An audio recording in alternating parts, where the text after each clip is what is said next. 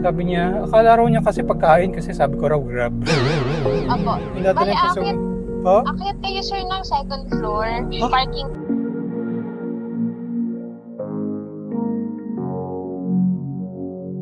Good morning mga kasobe, araw ng sideline. Biyahe tayo sa Lalamove at Grab Express. Okay mga kasobe, gaya ng dati trip A natin, reset tayo 0. Yan, para alam natin mamayang hapon kung ilang kilometers ang nandar natin. Pagkatapos full tank tayo ngayong umaga. Mamayang gabi, pagkatapos ng sideline, papafull tank ulit tayo. Kung magkano yung pakarga natin ng full tank sa gabi, yun yung actual na gastos natin sa diesel para sideline natin ngayong araw na to.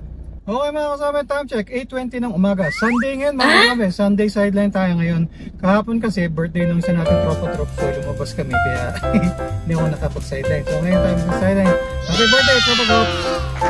Biyahe natin mga kasama, Grab Express at saka Lalamove Grab Express. Grab Express MPV ang classification natin, tapos palagi nakabukas yung Grab Sedan. Yung rent ng 4 hours, 8 hours at saka Grab Mart hindi natin bubuksan, pero sa hapon baka magbukas tayo ng Grab Mart para maabot natin yung mga incentives dito sa Grab Express kasi araw-araw may incentives dito sa Grab Express mga kasabi. Sa Lalamove naman 300 kg MPV ang classification natin, pero pinapasokan rin tayo ng 200 kg na sedan ng mga bookings. Walang mission or incentives kay Lalamove this week. Medyo matagal-tagal na rin na walang mission or incentives na nakukuha kay Lalamove. Pero all goods mga kasabi. So yan, tingnan natin kung saan tayo dadalhin ni Grab Express at Lalamove ngayong Sunday sideline natin, at saka kung maabot natin ang ating regular sideline goal na 3,000 pesos na gross income mga kasabi. Gross income, ito yung bookings plus incentives plus tips. Yun yung basehan ng goal natin, no? Pero syempre sa gabi ay babawas pa rin naman natin yung mga expenses natin, diesel, budgets for car maintenance, pagkain, tsaka kung nag-tollfee tayo. So yun mga kasabi, update ko mamaya. Tapos may pumasok na booking sa Grab Express mga kasabi. Paranaque, pagdadalawin raw sa may Kupang, Muntinlupa, paid by Grab Pay mga kasabi. 4.8 kilometers, 14 minutes away. So booking number 1, medyo maswerte. Ayos mga kasabi. Remind ko lang mga kasabi, may paalala si kasabi. Ngayon kasi yung unang biyahe ko na meron ng NCAP, no? Yung No Contact Apprehension Policy. Remind ko lang mga kasabi, pati yung yung anti-distracted driving namomonitor ng NCAP. So kunyari, hawak mo yung cellphone mo habang nagda-drive ka, may kausap ka naka-speakerphone o nakaganto ka, madedetect yun ng mga CCTV nila. So violation rin yun mga kasabi. So ang paalala ko, ito, nagdala na ako ng wired na headset ko, pero meron rin naman ako na Bluetooth na headset ko. So para ikakabit ko na ito para pag may tumawag or kung may kailangan na akong tawagan, ito na lang na gagamitin ko para iwas huli mga kasabi. So mag-ingat tayo sa pagdadrive mga kasabi. Sumunod tayo sa batas. Punta muna natin ang booking number 1. Update ko mamaya. Okay mga kasabi, time check 8:42. Na-pick up na natin yung cake. Dito lang natin lagay sa planggana, tapos dito sa harapan, tapos pinantay natin para hindi siya mag-slide. Tapos atid natin ito mga kasabi, 10 kilometers away, 31 minutes sabi ni Waze. Dito tayo sa may Paranaque, punta tayo ng Kupang, Muntinlupa. Booking number 1.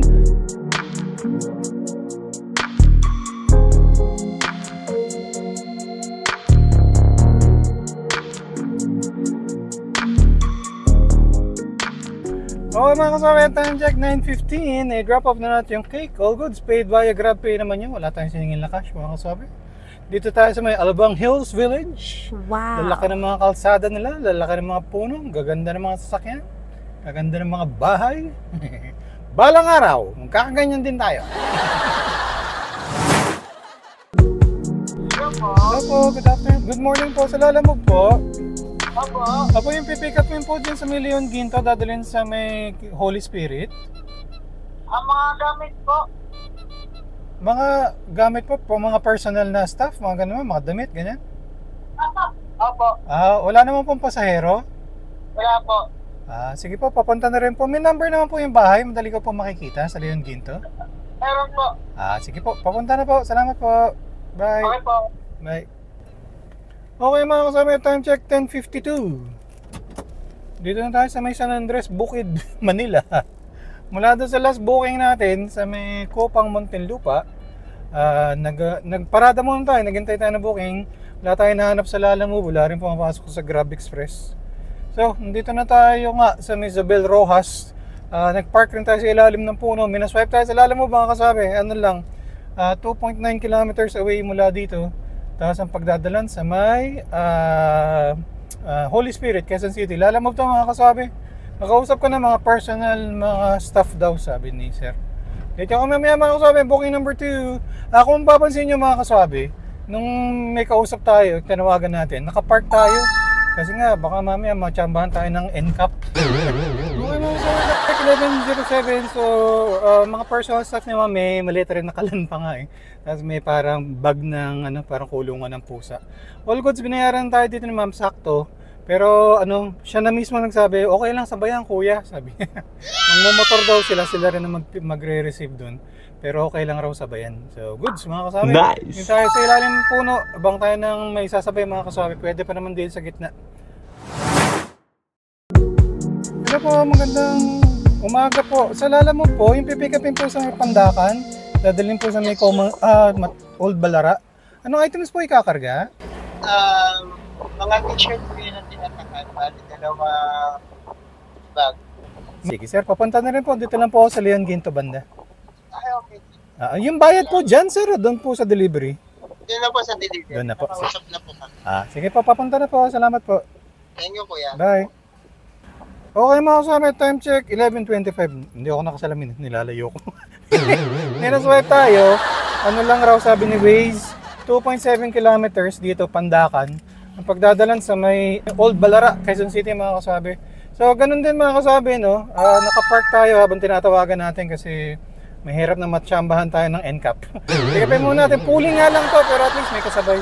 Dito ako mamaya booking number 3, double booking tayo.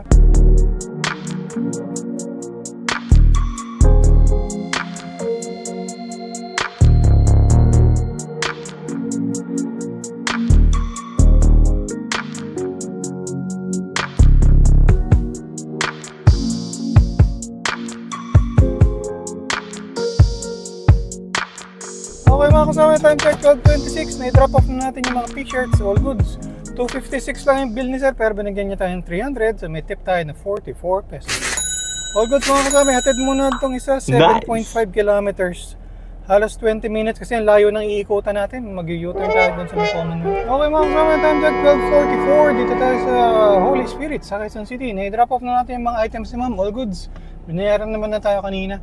So nag-online na ulit tayo sa Grab Express mga kasabi. Hanap tayo ng booking natin, sana makarami tayo.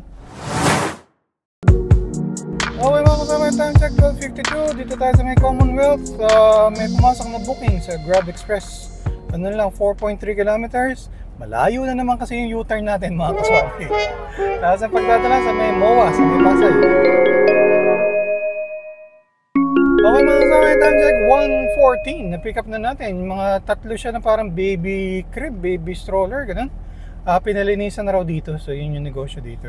So atid na natin ito mga kasama, 22 kilometers away, 55 minutes sabi ni Waze. Dito tayo sa may Tandang Sora Avenue.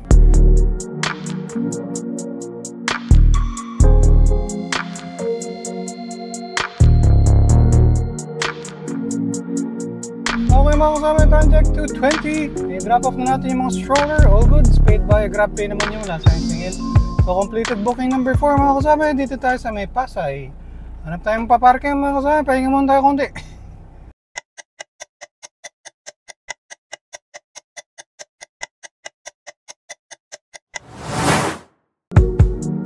Okay mga kasama, time check 3:20. Mula doon sa last booking natin, sa yung drop off natin sa Pasay, nagpahinga tayo, nagpalit na rin tayo ng damit, tapos gumapang tayo. Dito tayo sa may San Andres Bukid Banda. May pumasok na booking, 3.4 kilometers, 14 minutes away sa Makati. Ang pagdadalan sa may Paranaque, mga kasabi. Grab Express to, booking number 5 natin for the day. Pangatlo natin sa Grab Express.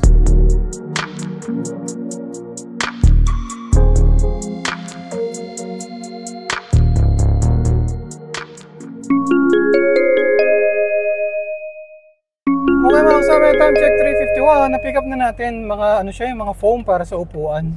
Medyo nagtagal pa kasi tinatawagan ko yung sa pickup. Nasa Teresa Rizal ba siya? Basta wala raw siya dito. Pagkatapos ano raw ba yung padadala? Di raw niya alam yun. Pagkatapos tinawagan ko yung sa delivery, no? So okay naman na nagkaintindihan kami. Tapos tinawagan rin ako nung sender. Sabi ko, okay na po, nakuha ko na. Sabi niya, akala raw niya kasi pagkain kasi sabi ko raw grab.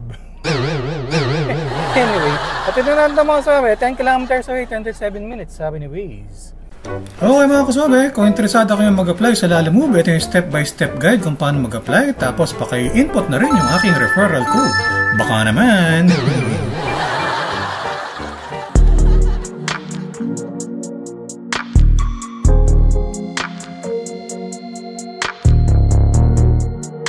Okay mga kasama, time check 4:26. Na-drop off na natin yung mga foam para sa upuan. Paid via GrabPay naman yun mga kasama. Wala tayong siningil na cash. Sa Lalamove po ito, ma'am? Sir. Yung pipikapin po yung pagkain dyan sa menu. Apo. Yung dadalhin po sa...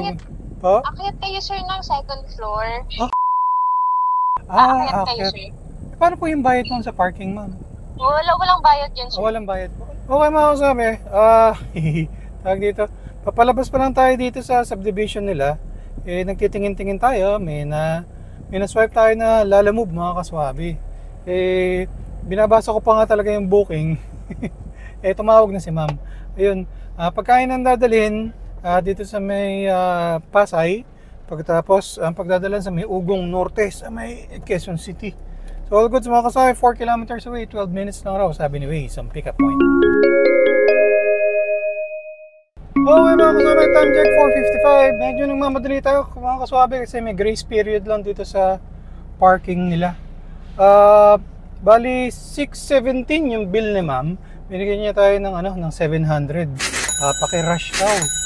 Kasi raw dapat raw before 6 makarating dun sa sa delivery. Pagkain kasi mga kaswabi.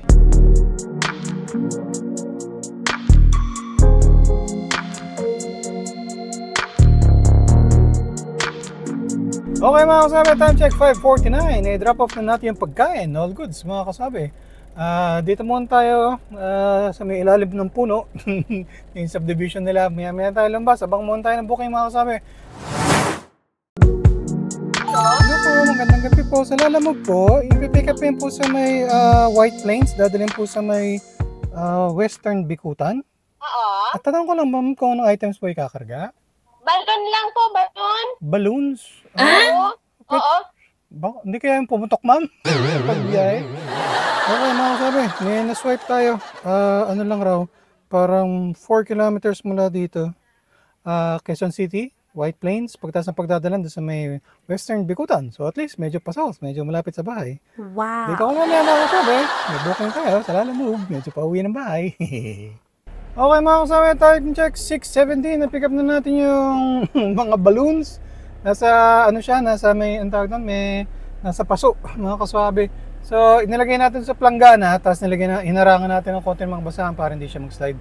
All goods mga kasabi, paid via credit naman to. 38 minutes, 16 kilometers away, sabi ni Waze. Update ko mamaya mga kasabi. Booking tayo, pasaos, medyo palapit na pauwi sa bahay. Okay mga kasabi, habang tayo nakapark, update ko muna kayo sa ating segment. Ating segment na... ang pasalubong ni Kaswabe. Ang pasalubong natin ngayong araw na to ay... mga Kaswabe, donuts. Ayan, gusto yung Junior Sabi at saka ng Mrs. Sabi yan. So yan ang update ko sa inyo mga kasabi. Ang pasalubong natin, donut. Okay mga kasabi, time check 7:16 ng gabi. Na-drop off na natin yung balloons. All goods, paid via credit naman yung mga kasabi. Wala tayong siningil na cash. Ayun, uwi na tayo mga kasabi.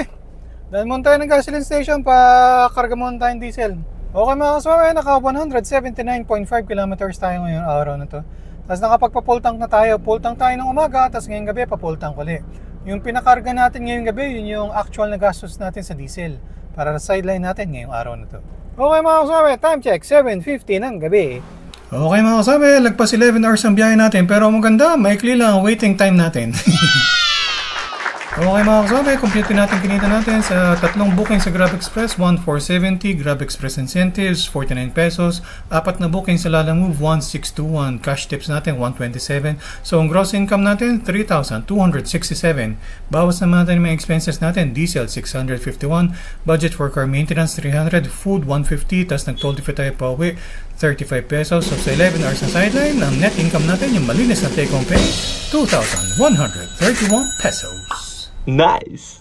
Update sa ating incentive savings mga kasama, Grab Express incentives 49 pesos, cash tips 127, so total natin ngayong 176 pesos. Alright. Nice! So maganda naman yung biyahe natin, tapos maganda nga kapag Sunday hindi ganong matraffic. Yun, butin lang, naabot natin ang ating sideline goal na 3,000 pesos na gross income mga kasabi. Maganda kasi naka-double booking tayo pagkatapos yan, maganda yung sa Grab Express. So, yun muna ang sideline natin ngayong araw ng Sunday mga kasabi. Maraming salamat sa panonood. Hanggang sa ulitin, ingat-ingat sa pagmaneho para ang biyahe natin ay laging swak.